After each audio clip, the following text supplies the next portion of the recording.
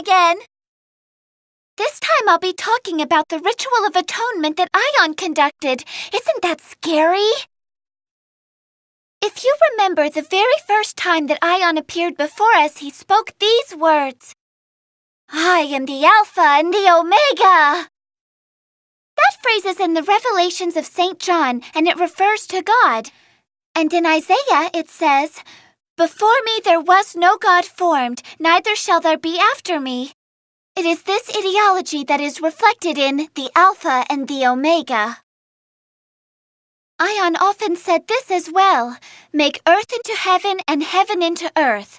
In other words, he wanted to drop God's domain, heaven, onto the earth and lift the devil's world, pandemonium, up to God's vantage point. For a long time, devils have resigned themselves to being used as instruments to increase the authority of God. As the devils become more violent, man's faith in God grows stronger. And because devils thrive on the powerful energy in the souls of the faithful, it could be said that God and the devils are, in a way, in a kind of symbiotic relationship. Aion's goal, you see, was the destruction of this balance. The book that describes the ritual that Aion performed is called the Book of Atonement. According to Chrono, it suggests that Lucifer, the angel who was driven to earth for his arrogance against God and who became the ruler of the devil world, might one day be forgiven and allowed to return to heaven. The basis of the symbiotic relationship is also found in this book.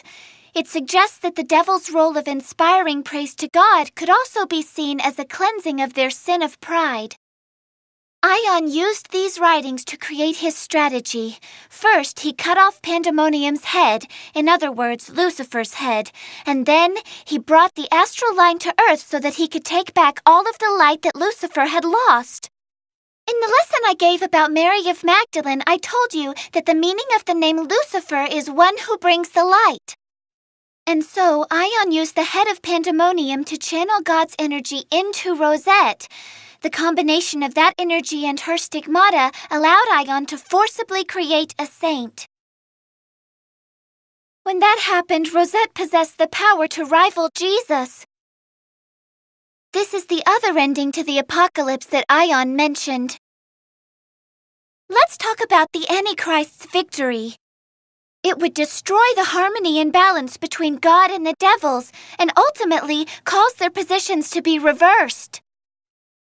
That's why Aion incited Rosette's anger and nurtured her justice. Her noble, self-sacrificing spirit was an absolute necessity.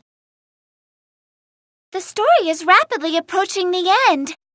That means that after one last lesson, my classes will finally be over.